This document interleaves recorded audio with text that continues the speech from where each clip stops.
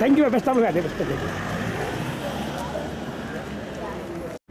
ಬಂಜಾರ ನೌಕರರ ಸಾಂಸ್ಕೃತಿಕ ಮತ್ತು ಕ್ಷೇಮಾಭಿವೃದ್ಧಿ ಸಂಘ, ತಾಂಡ ಅಭಿವೃದ್ಧಿ ನಿಗಮ ಹಾಗೂ ಬಂಜಾರ ಸಂಘ ಸಂಸ್ಥೆಗಳ ವತಿಯಿಂದ ಹಮ್ಮಿಕೊಂಡಿರುವಂತಹ ಸಂವಿಧಾನ ಶಿಲ್ಪಿ ಮಹಾನ್ ಮಾನವತಾವಾದಿ ಡಾಕ್ಟರ್ BR ಅಂಬೇಡ್ಕರ್ ಅವರ 131ನೆಯ ಜಯಂತಿ ಹಾಗೂ ಅಂಬೇಡ್ಕರ್ ಪ್ರಶಸ್ತಿ ಪುರಸ್ಕೃತರಾದಂತಹ ಹಿರಿಯರಾದಂತಹ ಸನ್ಮಾನ್ಯ ಡಿ ರಾಮನಾಯಕ್ ಅವರಿಗೆ ಅಭಿನಂದನಾ ಕಾರ್ಯಕ್ರಮ ಹಾಗೂ ಕರ್ನಾಟಕ ರಾಜ್ಯೋತ್ಸವ ಪ್ರಶಸ್ತಿಯನ್ನು ಪಡೆದಿರುವಂತಹ ಸನ್ಮಾನ್ಯ RB ನಾಯ್ಕ್ ಅವರ ಸನ್ಮಾನ ಸಮಾರಂಭ.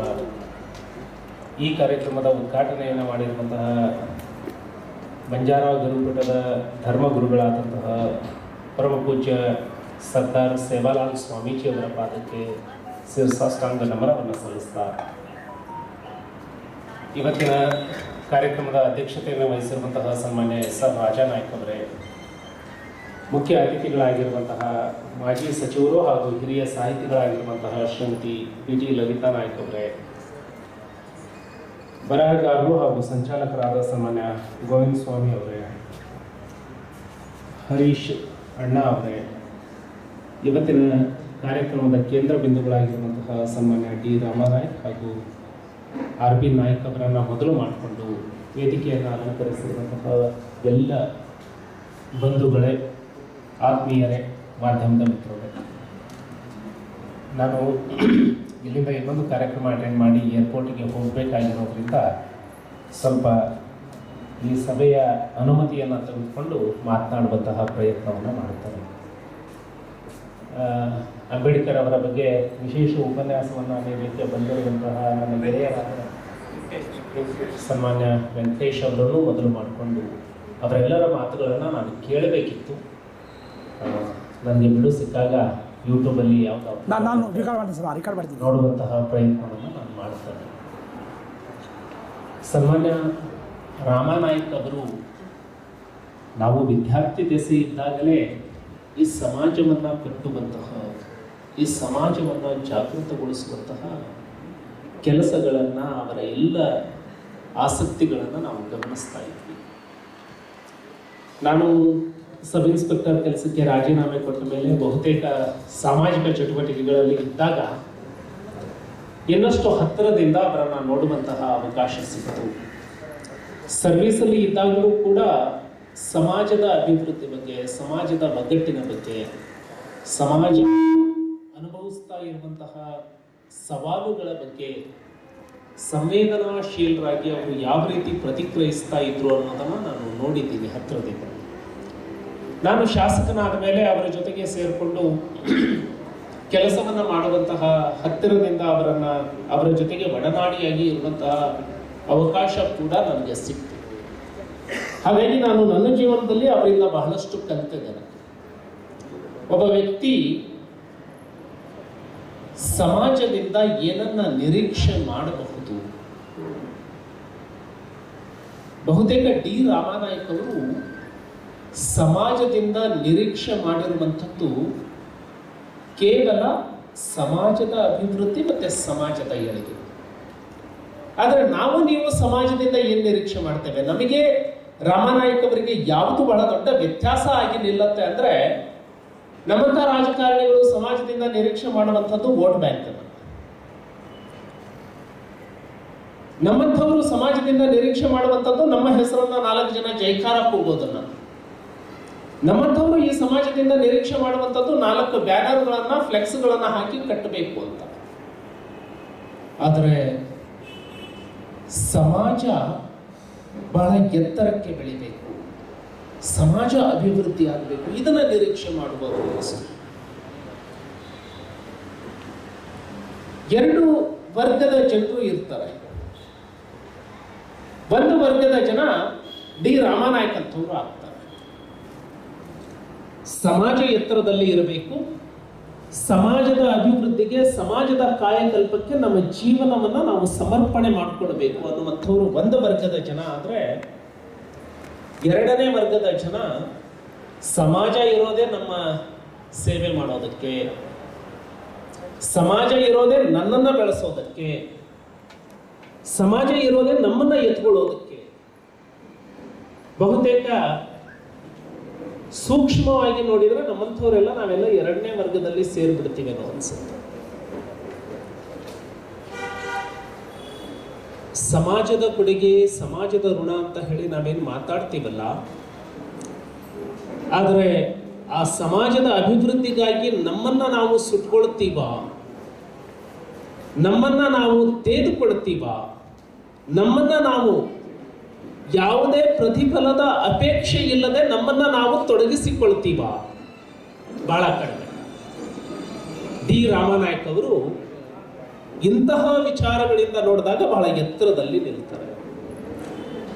ಅದೇ ರೀತಿ ಆರ್ ಬಿ ನಾಯಕ್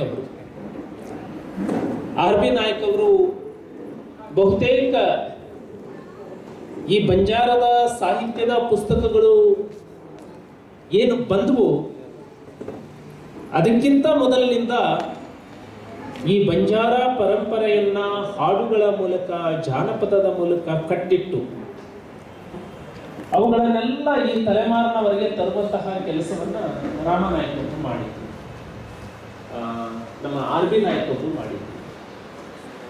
ಬಂಜಾರ ಸಂಸ್ಕೃತಿ, ಬಂಜಾರ ಪರಂಪರೆ ಮತ್ತೆ ಬಂಜಾರ ಸಮಾಜ ಬೆಳೆದ ಇತಿಹಾಸ ಇವುಗಳನ್ನೆಲ್ಲ ತಮ್ಮ ಜಾನಪದ ಗೀತೆಗಳಲ್ಲಿ ಅದನ್ನ ಪೋಣಿಸೋದ್ರ ಮೂಲಕ ಬಹುತೇಕ ದಕ್ಷಿಣ ಭಾರತದ ಎಲ್ಲ ರಾಜ್ಯಗಳಲ್ಲಿ ಅವರು ಪ್ರವಾಸ ಮಾಡಿದ್ದಾರೆ. ಇಬ್ರು ಪ್ರವಾಸಿಗರೇ, ಇಬ್ರು ಸಾಧಕರು ಪ್ರವಾಸ ಮಾಡುವಂತವ್ರೆ. ಆರ್ ಬಿ ನಾಯಕ್ ಅವರು ಬಹುತೇಕ ದಕ್ಷಿಣ ಭಾರತವನ್ನ ಎಲ್ಲ ಪ್ರವಾಸ ಮಾಡಿದ್ರೆ, ರಾಮನಾಯಕ್ ಅವರು ಬಹುತೇಕ ಏಷ್ಯಾ ಖಂಡವನ್ನ ಪೂರ್ತಿ ಪ್ರವಾಸ ಮಾಡಿದ್ದಾರೆ. ಈ ಬಂಜಾರರ ಹುಟ್ಟು, ಅದರ ಬೇರು ಎಲ್ಲಿದೆ ಅಂತ ಹೇಳಿ ಅದನ್ನು ಹುಡುಕ್ತಾ ಜಿಪ್ಸಿ ಸಮುದಾಯವರೆಗೆ ಒಂದು ದೊಡ್ಡ ಸಂಶೋಧನಾ ಗ್ರಂಥವನ್ನೇ ಮಾಡಿಬಿಡಬಹುದು. ಇಂತಹ ಸಾಧಕರನ್ನ ಈ ಸರ್ಕಾರ ಗುರುತಿಸಿ ಅವರಿಗೆ ಸನ್ಮಾನ ಮಾಡಿರುವಂಥದ್ದು ಇಡೀ ಸಮುದಾಯಕ್ಕೆ ಸಂದಂತಹ ಸನ್ಮಾನ ಅಂತ ಹೇಳಿ. ಹಾಗಾಗಿ ಡಿ ರಾಮನಾಯಕ್ ಅವರನ್ನ ಅಂಬೇಡ್ಕರ್ ಪ್ರಶಸ್ತಿಗೆ ರಾಜ್ಯ ಸರ್ಕಾರ ಗುರುತಿಸಿರೋದಕ್ಕೆ ರಾಜ್ಯ ಸರ್ಕಾರಕ್ಕೂ ಕೂಡ ನಾನು ಅಭಿನಂದನೆ ಮತ್ತು ಕೃತಜ್ಞತೆಯನ್ನು ಸಲ್ಲಿಸ್ತೇನೆ. 1994ರಿಂದ ಪ್ರಾರಂಭ ಆದಂತಹ ಈ ಅಂಬೇಡ್ಕರ್ ಪ್ರಶಸ್ತಿ ಬಂಜಾರ ಸಮುದಾಯದವರಿಗೆ ಇಲ್ಲಿವರೆಗೆ ಯಾರಿಗೂ ಕೂಡ ಸಿಕ್ಕಿರಲಿಲ್ಲ. ಆದರೆ ಈಗಿನ ಸರ್ಕಾರ ಇರುವಂತಹ 101 ಜಾತಿಗಳಲ್ಲಿ ಯಾರೆಲ್ಲ ಈ ಸಮಾಜಕ್ಕೆ ಸಮರ್ಪಣೆ ಮಾಡಿಕೊಂಡಿದ್ದಾರೆ, ಈ ಶೋಷಿತ, ಪೀಡಿತ, ದಮನಿತ ವರ್ಗಗಳ ಕಲ್ಯಾಣಕ್ಕಾಗಿ ತಮ್ಮನ್ನ ತಾವು ಯಾರು ಸಮರ್ಪಣೆ ಮಾಡ್ಕೊಂಡಿದ್ದಾರೆ ಅಂತವ್ರನ್ನೆಲ್ಲ ಹುಡುಕ್ತಾ ಬಂದಾಗ ಅವರ ಕಣ್ಣಿಗೆ, ಸರ್ಕಾರದ ಕಣ್ಣಿಗೆ ಡಿ ರಾಮನಾಯಕ್ ಅವರು ಎದ್ದು ನಿಂತಿದ್ದಾರೆ, ಪರ್ವತದ ರೀತಿ ಅವರು ಗೋಚರಿಸಿದ್ದಾರೆ. ಅಂದ್ರೆ ಅದು ಇಡೀ ಸಮುದಾಯಕ್ಕೆ ನಮಗೆ ಸಿಕ್ಕಂತಹ ಪ್ರಶಸ್ತಿ ಅಂತ ಹೇಳಿ ನಾವು ಭಾವಿಸ್ತೇವೆ. ಅದೇ ರೀತಿ ರಾಜ್ಯೋತ್ಸವ ಪ್ರಶಸ್ತಿಯನ್ನ ಆರ್ ಬಿ ನಾಯಕ್ ಅವರಿಗೆ ಹುಡುಕಿ ಕೊಟ್ಟಿರುವಂಥದ್ದು. ಈ ಸಾರಿಯ ಭಾರತದಲ್ಲಿ ಇಂಥದ್ದೊಂದು ಹೊಸ ಪ್ರಯೋಗ ಆಯಿತು. ಯಾರೆಲ್ಲ ಪದ್ಮಭೂಷಣಕ್ಕೆ ಭಾಜನರಾದರೂ ಅವರು ಎಲ್ಲೂ ಕೂಡ ಅಪ್ಲಿಕೇಶನ್ ಹಾಕೊಂಡು ಹೋಗಿರಲಿಲ್ಲ. ಅಂಥವರನ್ನೆಲ್ಲ ಹುಡುಕಿ ಪದ್ಮ ಪ್ರಶಸ್ತಿಗಳನ್ನ ಕೊಟ್ಟರು. ಬರಿಗಾಲಿನಲ್ಲಿ ಓಡಾಡುವಂಥವ್ರು, ಬರಿಮೈಯಲ್ಲಿ ಸೇವೆ ಮಾಡುವಂಥವ್ರು, ರಾಷ್ಟ್ರಪತಿ ಭವನವನ್ನ ಬಹುತೇಕ ಬಹಳಷ್ಟು ಜನ ಫೋಟೋದಲ್ಲಿ ಕೂಡ ನೋಡಿರ್ಲಿಕ್ಕಿಲ್ಲ. ಅಂಥವರು ರಾಷ್ಟ್ರಪತಿಯಿಂದ ಪ್ರಶಸ್ತಿ ಸ್ವೀಕಾರ ಮಾಡಿರುವಂಥದ್ದು. ಇದೆಲ್ಲ ನೋಡಿದಾಗ ದೇಶದಲ್ಲಿ ಇಂಥದ್ದೊಂದು ಬದಲಾವಣೆ ಆಗ್ತಾ ಇದೆಯಲ್ಲ ಅನ್ನುವಂಥದ್ದು ನಮಗೆಲ್ಲರಿಗೂ ಗೋಚರಿಸುತ್ತೆ. ಅದೇ ರೀತಿ ಈ ಈರುವರು ಪ್ರಶಸ್ತಿ ಪುರಸ್ಕೃತರು ಏನಿದ್ದಾರೆ, ಇವರು ಕೂಡ ಪ್ರಶಸ್ತಿ ನನಗೆ ಬೇಕು ಅಂತ ಹೇಳಿ ಅಪ್ಲಿಕೇಶನ್ ಅನ್ನ ಹಾಕಿ ಯಾರಿಗೂ ಹೇಳಲಿಲ್ಲ. ಬಹುತೇಕ ನನಗೆ ಗೊತ್ತಿರೋ ಹಾಗೆ ಮೊದಲು ರಾಜ್ಯೋತ್ಸವ ಪ್ರಶಸ್ತಿ ಆರ್ ಬಿ ನಾಯಕ್ ಅವರಿಗೆ ಬಂತು. ಆರ್ ಬಿ ನಾಯಕ್ ಅವರು ಕನಸಿನಲ್ಲೂ ಯೋಚನೆ ಮಾಡಿರಲಿಲ್ಲ ಆಮೇಲೆ ಅವರ ಮಾಹಿತಿಯನ್ನ ಕೇಳಿದ್ರು. ಅವರ ಮಾಹಿತಿಯನ್ನ ಕಲೆಕ್ಟ್ ಮಾಡ್ಕೊಳ್ಳಿಕ್ಕೆ ಯಾರ್ಯಾರೋ ಪ್ರಯತ್ನ ಪಟ್ಟು ಅವ್ರು ಎಲ್ಲಿದ್ದಾರೆ ಅಲ್ಲಿಂದ ಅವರ ಬಯೋಡಾಟಾ ತರಿಸ್ಕೊಂಡು ಅವರಿಂದ ಒಂದು ಒಪ್ಪಿಗೆ ಪತ್ರವನ್ನ ತರಿಸ್ಕೊಳ್ಳುವಂತಹ ಕೆಲಸ ಆಮೇಲೆ ಆಯಿತು. ಡಿ ರಾಮನಾಯ್ಕ ಅವರನ್ನ ಈ ಸರ್ಕಾರ ಗುರುತಿಸಿದ ಮೇಲೆ ಅವರು ಅಪ್ಲಿಕೇಶನ್ ಹಾಕಿರ್ಲಿಲ್ಲ, ಅವ್ರು ನನಗೆ ಪ್ರಶಸ್ತಿ ಬೇಕು ಅಂತ ಹೇಳಿ ಕೇಳಿರ್ಲಿಲ್ಲ. ಅವರ ಪಾಡಿಗೆ ಅವರು ಕೆಲಸ ಮಾಡ್ತಾ ಹೋಗ್ತಾ ಇದ್ರು. ಅವರನ್ನ ಈ ಸರ್ಕಾರ ಗುರುತಿಸಿ ರಾಮನಾಯ್ಕ ಅವರ ಬಗ್ಗೆ ನನಗೆ ಅಷ್ಟು ಮಾಹಿತಿ ಗೊತ್ತಿರಲಿಲ್ಲ, ಅಷ್ಟು ಮಾಹಿತಿಯನ್ನ ಸರ್ಕಾರದ ವತಿಯಿಂದ ಹೇಳಿದರು. ಆ ನಂತರದಲ್ಲಿ ಅವರು ಪ್ರಶಸ್ತಿಯನ್ನ ಅವರಿಗೆ ಕೊಡಬೇಕಾಗಿದೆ, ಅದಕ್ಕಾಗಿ ಅವರ ಒಪ್ಪಿಗೆ ಇದೆಯಾ ಅದನ್ನು ನೀವು ತಿಳ್ಕೊಳ್ಬೇಕು. ಆಮೇಲೆ ನಾನು ಫೋನ್ ಮಾಡಲಿಕ್ಕೆ ಶುರು ಮಾಡಿದ್ದು ಡಿ ರಾಮನಾಯ್ಕ ಅವರಿಗೆ. ಬಹುತೇಕ ನಾನು ಫೋನ್ ಮಾಡಿದಾಗ ಅವರು ಡೆಲ್ಲಿಯಲ್ಲಿದ್ರಿ, ನಾನು ಫೋನ್ ಮಾಡಿದಾಗ ಡೆಲ್ಲಿಯಲ್ಲಿ ಇದ್ರು. ಇಲ್ಲ, ನಿಮ್ಮದು ಬಯೋಡಾಟಾ ಕೇಳ್ತಾ ಇದ್ದಾರೆ ಸರ್ಕಾರದವರು, ಅದಕ್ಕೆ ಕಳಿಸಬೇಕು. ಅದನ್ನು ಇಷ್ಟು ಹಗುರವಾಗಿ ತಗೊಂಡ್ರು. ಅಲ್ಲೇ ಯಾರಿಗಾದ್ರೂ ಕೇಳಿದ್ರೆ ಅಲ್ಲೇ ಸಿಗತ್ತೆ ನೋಡ್ರಿ, ನಾನೆಲ್ಲಿ ಟೈಪ್ ಮಾಡ್ತಾ ಕೂರ್ಲಿ, ಬೇರೆದೊಂದು ಕೆಲಸದಲ್ಲಿ ನಾನು ಬ್ಯುಸಿ ಆಗಿದ್ದೀನಿ. ಆಮೇಲೆ ನಾವೇ ಮಾತಾಡಿ, ಇಲ್ಲ ಈ ಕಾರಣಕ್ಕೆ ನಿಮ್ಮ ಬಯೋಡಾಟಾ ಬೇಕು, ಇದು ಬೇಕು, ನಿಮ್ಮ ಒಪ್ಪಿಗೆ ಇದೆಯಾ ಅಂತ ಹೇಳಿದಾಗ ಡಿ ರಾಮನಾಯ್ಕ ಅವರು ಹೇಳಿದ್ದು, ಈ ಪ್ರಶಸ್ತಿ ಸಿಗ್ತಾ ಇದೆ ಅಂದರೆ ಅದು ಡಿ ರಾಮನಾಯ್ಕ ಅವರಿಗೆ ಸಿಗ್ತಾ ಇರೋ ಪ್ರಶಸ್ತಿ ಅಲ್ಲ. ನಾನು ಪ್ರಶಸ್ತಿಗೆ ಯಾರ ಮನೆ ಬಾಗಿಲಿಗೂ ಹೋಗಲಿಲ್ಲ, ಯಾರನ್ನೂ ಕೇಳಲಿಲ್ಲ, ಅಪ್ಲಿಕೇಶನ್ನು ಹಾಕಿಲ್ಲ. ಈಗ ನೀವು ಫೋನ್ ಮಾಡ್ತಾ ಇದ್ದೀರಿ, ಇದು ಸತ್ಯನೋ ಸುಳ್ಳೋ ನನಗೆ ಗೊತ್ತಿಲ್ಲ. ಒಂದು ವೇಳೆ ಸರ್ಕಾರ ನನ್ನನ್ನು ಗುರುತಿಸಿದೆ ಅಂದರೆ, ಒಂದು ವೇಳೆ ಸರ್ಕಾರ ನನಗೆ ಪ್ರಶಸ್ತಿ ಕೊಡುತ್ತೆ ಅಂದರೆ ಅದು ಡಿ ರಾಮನಾಯ್ಕ ಒಬ್ಬರಿಗೆ ಸೇರಿದ ಪ್ರಶಸ್ತಿ ಅಲ್ಲ, ಅದು ಇಡೀ ಬಂಜಾರ ಸಮುದಾಯಕ್ಕೆ ಸರ್ಕಾರ ಗೌರವ ಕೊಟ್ಟಿದೆ ಅಂತ ನಾನು ಭಾವಿಸ್ತೇನೆ. ಅದನ್ನು ವಾಟ್ಸಪ್ಪಲ್ಲಿ ಕಳಿಸ್ಕೊಟ್ರು. ನಾವೆಲ್ಲ ಒತ್ತಾಯ ಮಾಡಿದ ಮೇಲೆ ನಿಮ್ದು ರೆಸ್ಯೂಮ್ ಬೇಕು, ಅಲ್ಲಿ ಅನೌನ್ಸ್ ಮಾಡುವಾಗ ಅದನ್ನು ಹೇಳ್ತಾರೆ, ನಿಮ್ಮ ಪರಿಚಯವನ್ನು ಮಾಡಿಕೊಡ್ತಾರೆ, ಅದಕ್ಕಾಗಿ ಅಧಿಕೃತ ಮಾಹಿತಿ ಬೇಕು, ಅದನ್ನು ಕಳಿಸ್ಕೊಡಿ ಅಂದಾಗ ನಮ್ಮಂಥವ್ರಾಗಿದ್ದರೆ ಎದ್ದು ಬಿದ್ದು ಓಡ್ ಹೋಗಿ ಒಂದಲ್ಲ 10 ಕಾಪಿನ ಲ್ಯಾಮಿನೇಷನ್ ಮಾಡಿಸ್ಕೊಂಡು ನಾವು ಕೊಡ್ತಿದ್ವೋ ಏನೋ. ಡಿ ರಾಮನಾಯ್ಕ ಅವರು ಕಳಿಸ್ಕೊಟ್ಟು ನನ್ನ ಫೋನಲ್ಲಿ ವಾಟ್ಸಪ್ ಇದೆ, ನಾನು ನನ್ನ ವಾಟ್ಸಪ್ಪಿಂದು ಟೈಪ್ ಮಾಡಿ ನಾನು ಸರ್ಕಾರದ ಕನ್ನಡ ಮತ್ತು ಸಂಸ್ಕೃತಿ ಇಲಾಖೆಗೆ ಮತ್ತು ಸಮಾಜ ಕಲ್ಯಾಣ ಇಲಾಖೆಗೆ ಮುಟ್ಟಿಸುವಂತಹ ಕೆಲಸವನ್ನು ನಾನು ಮಾಡಿದ್ದೇನೆ. ಅಂದರೆ ಸಾಧಕರು ಇಂಥವರಾಗಬೇಕು. ನಾವು ಕಾಲು ಎಳೆಯೋರು ಆಗಿಬಿಟ್ರೆ ಅವರ ಕಾಲು ಬುಡದಲ್ಲೇ ನಾವು ಇರ್ತೀವಿ. ನಾವು ಎತ್ಕೊಳ್ಳೋರು ಆಗಿಬಿಟ್ರೆ ಎತ್ತರಕ್ಕೆ ಹೋಗೋ ಪ್ರಯತ್ನನಾದರೂ ಮಾಡ್ತವೆ. ಯಾಕೆ ಅಂದರೆ ಕೆಳಗೆ ಬಿದ್ದವ್ರನ್ನ ಎತ್ಕೊಳ್ಬೇಕು ಅಂತ. ಹಾಗಾಗಿ ನಮ್ಮನ್ನು ನಾವು ಎಲ್ಲಿಗೆ ಇಟ್ಕೊಳ್ತೇವೆ ಅನ್ನೋದು ಮುಖ್ಯ. ನಾವು ಎತ್ಕೊಳ್ಳೋರಾಗ್ತೀವೋ ಕಾಲು ಎಳೆಯೋರಾಗ್ತೀವೋ. ಕಾಲು ಎಳೆಯೋರು ನಾವಾಗಿಬಿಟ್ರೆ ನಾವೇನೋ ಬಹಳ ತಿಳ್ಕೊಳ್ತೇವೆ, ಅವನಿಗೆ ಹೇಗೆ ಮಾಡಿದೆ ನೋಡು ಅಂತ. ಆದರೆ ಯಾರ ಕಾಲು ಎಳಿತೀವೋ ಅವನ ಕಾಲು ಕೆಳಗೆ ನಾವು ಬಿದ್ದಿರ್ತೇವೆ. ನಮ್ಮನ್ನ ಅದೇ ಇನ್ನೊಬ್ಬರನ್ನ ಎತ್ಕೊಳ್ಳೋರು ನಾವಾಗಿಬಿಟ್ರೆ ಕನಿಷ್ಠ ಒಬ್ಬನನ್ನ ಎತ್ತಬೇಕು ಅನ್ನೋ ಕಾರಣಕ್ಕಾದರೂ ಮೇಲೆ ಹೋಗುವಂತಹ ಪ್ರಯತ್ನವನ್ನ ನಾವು ಮಾಡ್ತೇವೆ. ಈ ದೃಷ್ಟಿಯಲ್ಲಿ ಇವರಿಬ್ಬರು ಏನು ಇವತ್ತು ಸನ್ಮಾನಕ್ಕೆ ಅರ್ಹರಾಗಿದ್ದಾರೆ, ಅವರು ನಮ್ಮನ್ನೆಲ್ಲ ಬಿದ್ದವ್ರನ್ನ ಎತ್ಕೊಳ್ಳುವಂತಹ ಸ್ಥಾನದಲ್ಲಿ ನಮಗೆ ಕಾಣ್ತಾರೆ, ಬಹಳ ಎತ್ತರಕ್ಕೆ ಹೋಗಿದ್ದಾರೆ ಅಂತ ಹೇಳಿ ನನಗನ್ಸುತ್ತೆ. ಇದು ನಮಗೆ ಸ್ಫೂರ್ತಿಯಾಗಿದೆ. ಕೊನೆಯದಾಗಿ ನಾನು ಸಮಾಜದ ಬಗ್ಗೆ ಹೇಳಬೇಕು ಅಂದರೆ, ನಾವೆಲ್ಲ ಮುಂಚೂಣಿ ಸ್ಥಾನದಲ್ಲಿ ನಿಂತಿರುವ, ಅದೇನು ಅರ್ಹತೆಯಿಂದ ಆ ಸ್ಥಾನ ಸಿಕ್ಕಿದೆಯೋ ಅಥವಾ by chance, by luck, by factor ನಾವು ಆ ಸ್ಥಾನಕ್ಕೆ ಬಂದುಬಿಟ್ಟಿದ್ದೀವೋ, ಒಟ್ಟಿನಲ್ಲಿ ಬಂದುಬಿಟ್ಟಿದ್ದೀವಿ. ಆದರೆ ಸಮಾಜ ಏನಾದರೂ ಬದಲಾವಣೆ ಆಗ್ತಾ ಇದೆ ಅಂದರೆ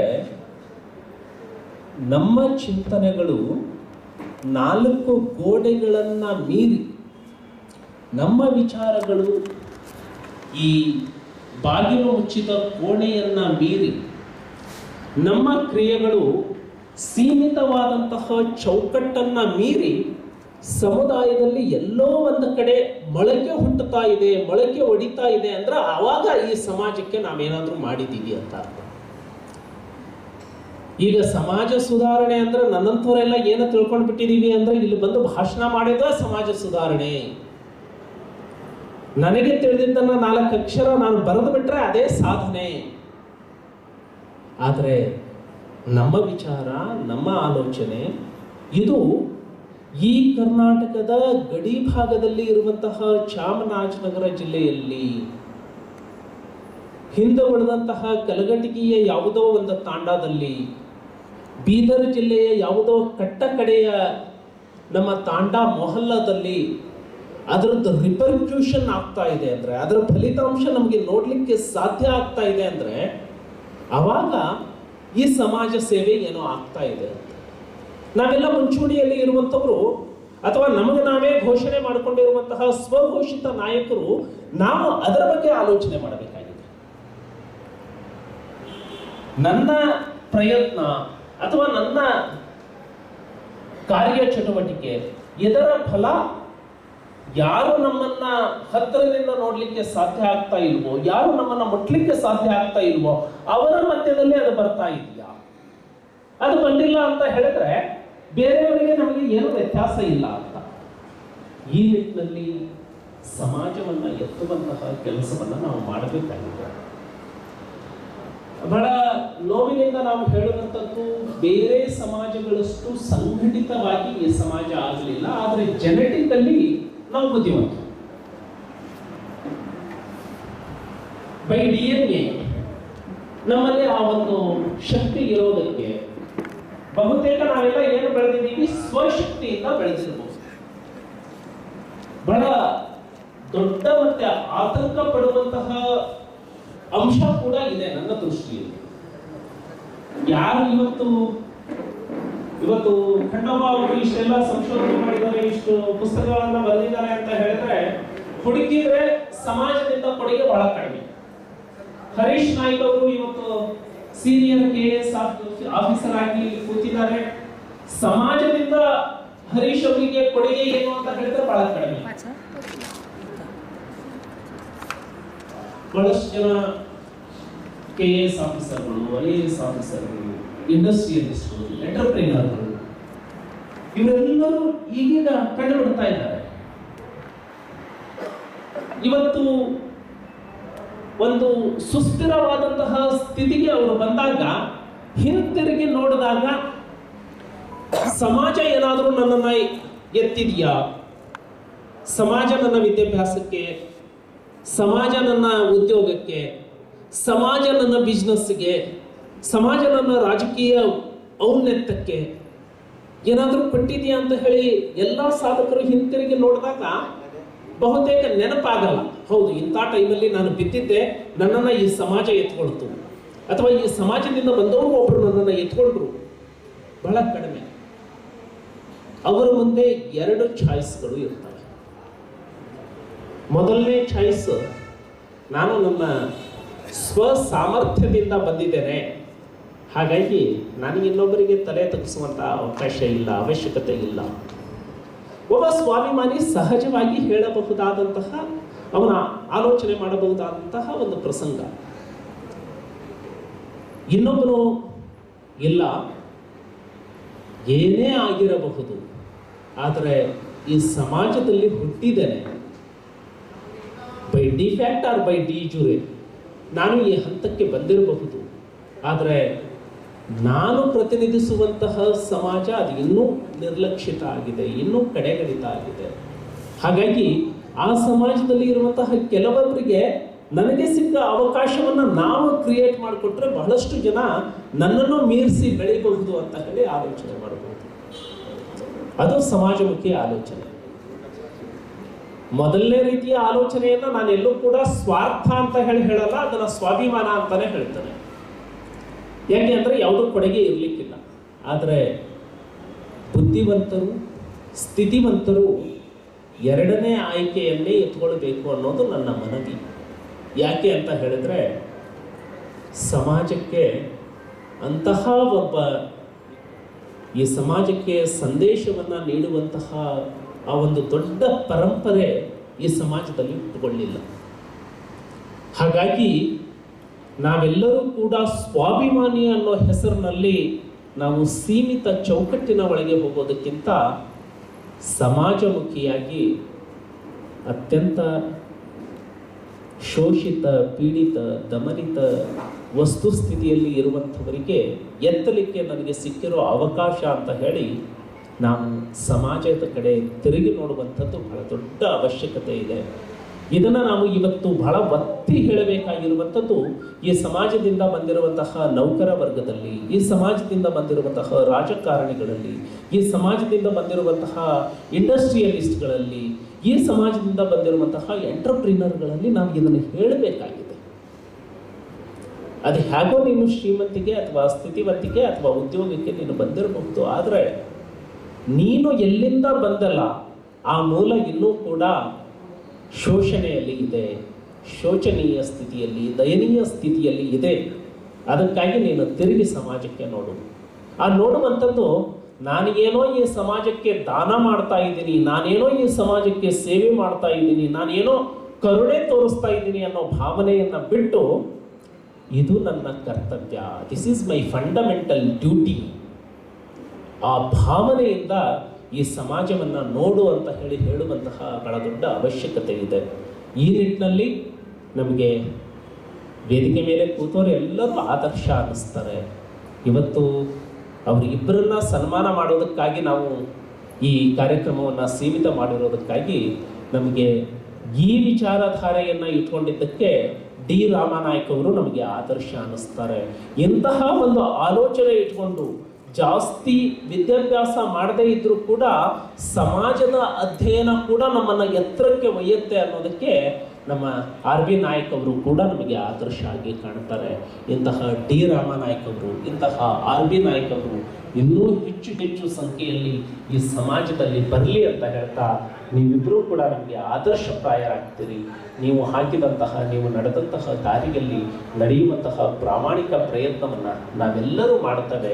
ನಾವೆಲ್ಲರೂ ಕೂಡ ನಿಮ್ಮನ್ನು ಸ್ಫೂರ್ತಿಯಾಗಿ ಇಟ್ಕೊಂಡು, ನಿಮ್ಮನ್ನು ಆದರ್ಶವಾಗಿ ಇಟ್ಕೊಂಡು ಮುಂದೆ ನಡೆಯುವಂತಹ ಕೆಲಸವನ್ನು ಮಾಡ್ತೇನೆ ಅಂತ ಹೇಳ್ತಾ, ಸನ್ಮಾನ್ಯ ಸರ್ದಾರ್ ಸೇವಾಲಾಲ್ ಸ್ವಾಮೀಜಿಯವರು ಇವತ್ತು ಈ ಒಂದು ಕಾರ್ಯಕ್ರಮದ ದಿವ್ಯ ಸಾನ್ನಿಧ್ಯವನ್ನು ವಹಿಸಿದ್ದಾರೆ.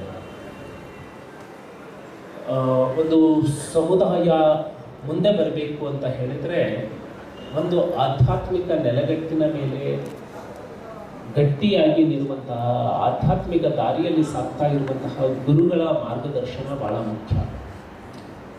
ಅದೊಂದು ದೊಡ್ಡ ವ್ಯಾಕ್ಯೂಮ್ ಈ ಸಮಾಜಕ್ಕೆ ಇದೆ. ಆ ವ್ಯಾಕ್ಯೂಮನ್ನು ತುಂಬೋದಕ್ಕೆ ಸಮಾಜನೂ ಕೂಡ ಯೋಚನೆ ಮಾಡಬೇಕು, ಎಲ್ಲ ಧರ್ಮದವರು ಕೂಡ ಯೋಚನೆ ಮಾಡುವಂತಹ ಅವಶ್ಯಕತೆ ಇದೆ. ಇವತ್ತು ಪರಮ ಪೂಜ್ಯರು ಇಲ್ಲಿಗೆ ಇರುವಂಥದ್ದು, ನಮಗೆ ಮಾರ್ಗದರ್ಶನ ಮಾಡ್ತಾ ಇರುವಂಥದ್ದು, ಅದು ಕೂಡ ಒಂದು ಹೆಮ್ಮೆಯ ಸಂಗತಿ ಅಂತ ಹೇಳ್ತಾ, ಎಲ್ಲ ಮಾತಾಡಿದ ಮೇಲೆ ಕೊನೆಗೆ ನಾವು ಕೂಡ ಪೊಲಿಟಿಷಿಯನ್ನೇ ಆಗಿಬಿಡ್ತೀವಿ, ಅನಿವಾರ್ಯ ಕಾರಣ ಇರೋದರಿಂದ. ನಾನೇನು ಬಹುತೇಕ ಎಲ್ಲ ಕಾರ್ಯಕ್ರಮಗಳಲ್ಲೂ ಆ ರೀತಿ ಮಾಡಲ್ಲ, ನಾನು ಬಹುತೇಕ ಶಾಂತವಾಗಿ ಕೂರ್ತೀನಿ. ಆದರೆ ಇವತ್ತು ಫ್ಲೈಟ್ಗೆ ಹೋಗಬೇಕಾಗಿರೋದ್ರಿಂದ ಇವತ್ತು ಬೆಳಗ್ಗೆ ಈ ಕಾರ್ಯಕ್ರಮದಲ್ಲಿ ಭಾಗವಹಿಸೋದಕ್ಕಾಗಿಯೇ ನಿನ್ನೆ ಟ್ರೈನ್ ಹತ್ತಿ ಬಂದೆ. ನಾನು ಇವತ್ತು ಬೆಳಗ್ಗೆ ರೀಚ್ ಆದೆ, ಮತ್ತು ಈ ಕಾರ್ಯಕ್ರಮ ಮುಗಿಸ್ಕೊಂಡು ಏರ್ಪೋರ್ಟ್ಗೆ ಇನ್ನೊಂದು ಕಾರ್ಯಕ್ರಮ ಅಟೆಂಡ್ ಮಾಡಿ ಏರ್ಪೋರ್ಟಿಗೆ ಹೋಗಬೇಕಾಗಿರೋದ್ರಿಂದ ಏನೇ ಮಾತಾಡಿದ್ರು ಕೊನೆಗೆ ರಾಜಕಾರಣಿನೇ ಆದರು ಅನ್ನೋದನ್ನು ನೀವು ಆಲೋಚನೆ ಮಾಡಿದೆ. ನಾನು ರಾಜಕಾರಣಿ ಅಲ್ಲ, ಅದಕ್ಕಾಗಿ ನಾನು ವೈಟ್ ಆ್ಯಂಡ್ ವೈಟ್ ಹಾಕೋದು ಭಾಳ ಕಡಿಮೆ. ಯಾಕೆಂದರೆ ಕಾಮನ್ ಆಗಿ ಇರಬೇಕು ಅನ್ನೋ ಕಾರಣಕ್ಕಾಗಿ ಈ ಡ್ರೆಸ್ ಕೋಡನ್ನು ನಾನು ಮೇಂಟೈನ್ ಮಾಡ್ತೀನಿ. ಈ ವೇದಿಕೆಯಿಂದ ತಪ್ಪಿಸ್ಕೊಂಡು ಹೋಗ್ತಾ ಇದ್ದೀನಿ ಅನ್ನುವಂಥದ್ದನ್ನು ಯಾರೂ ಕೂಡ ಆಲೋಚನೆ ಮಾಡಲಾರ್ದೆ, ಚಿಂತನೆಗಳು ಆಗಲಿ, ಒಂದು ಗಟ್ಟಿ ವಿಚಾರಧಾರೆಗಳು ನಮ್ಮ ಒಳಗೆ ಮೊಳಕೆ ಒಡೀಲಿ, ಅದಕ್ಕೆ ಈ ಇಬ್ಬರೂ ಕೂಡ ನಮಗೆ ಸ್ಫೂರ್ತಿ ಆಗಲಿ ಅಂತ ಹೇಳ್ತಾ, ನಾನು ವಿಶೇಷವಾಗಿ ಅವರಿಬ್ಬರು ಸನ್ಮಾನಿತರು ಏನು ಮಾತನಾಡ್ತಾರೆ, ಪರಮ ಪೂಜ್ಯರು ಏನು ಮಾತನಾಡ್ತಾರೆ ಅದನ್ನು ಟೈಮ್ ಮಾಡಿಕೊಂಡು ನಾನು ಅದನ್ನು ಯೂಟ್ಯೂಬಲ್ಲಿ ಅವ್ರಿಗೆ ಕೇಳ್ತೇನೆ. ಸೊ ನಮಗೆ ಇನ್ನಷ್ಟು ರಾಮನಾಯ್ಕನಂತವರು, ಆರ್ ಬಿ ನಾಯ್ಕನಂತವರು ನಮ್ಮ ಮಧ್ಯೆ ಸೃಷ್ಟಿ ಆಗಲಿ ಅಂತ ಹೇಳ್ತಾ, ನನಗೆ ತಾವೆಲ್ಲರೂ ಒಪ್ಪಿಗೆ ಕೊಡ್ತೀವಿ ಅಂತ ಹೇಳಿ ಭಾವಿಸ್ತಾ ನನ್ನ ಮಾತನ್ನು ಮುಗಿಸ್ತೇನೆ. ಎಲ್ಲರಿಗೂ ಧನ್ಯವಾದ. ನಮಸ್ಕಾರ. ಜೈ ಸೇವಾಲಾಲ್, ಜೈ ಭಾರತ್, ಜೈ ಕರ್ನಾಟಕ. ರಾಜೀವ್ ಅವರಲ್ಲಿ ಮನವಿ, ರಾಮನಾಯಕ್ ಅವರು ಒಬ್ಬರನ್ನ ಗೌರವಿಸೋರ್ಗು ನಮ್ಗೆ ಟೈಮ್ ಕೊಡಿ ಅಂತ ಹೇಳ್ತಾ, ರಾಜೀವ್ ಅವರಿಗೆ ಬೇಗ ಸಚಿವರಾಗಲಿ ನಮ್ಮ ಜನಾಂಗದಿಂದ ಅಂತ ಹಾರೈಸ್ತೀನಿ ವೇದಿಕೆಯಿಂದ. ಮತ್ತೆ ನಮ್ಮ ಈ ಬಂಜಾರ ಭವನಕ್ಕೆ ಒಂದು ಏನೋ ಗ್ರಹ ಇದೆ, ಅದನ್ನು ಬಿಡಿಸ್ಕೊಟ್ಬಿಟ್ಟು ಈ ಸಮುದಾಯಕ್ಕೆ ಅರ್ಪಣೆ ಮಾಡಿಸ್ಕೊಡೋಕ್ಕೆ ಲಲಿತಾನಾಯಕ್ ಮೇಡಮ್ ನೀವು ಸಹಕರಿಸ್ಬೇಕಂತ ಹೇಳ್ತಾ, ಈಗ ರಾಮನಾಯಕ್ ಅವ್ರನ್ನ ಗೌರವಿಸ್ತೀವಿ. ನಮ್ಮ ದಯಮಾಡಿ ರಾಮನಾಯಕ್ ಸಾಹೇಬರು ವೇದಿಕೆಗೆ ಬರಬೇಕು. ಪತ್ರ ಕೊಡಪ್ಪ. ಜಯಲಕ್ಷ್ಮಿ ಬಾಯಿ ಅವರು ಅವರ ಧರ್ಮಪತ್ನಿ ವೇದಿಕೆ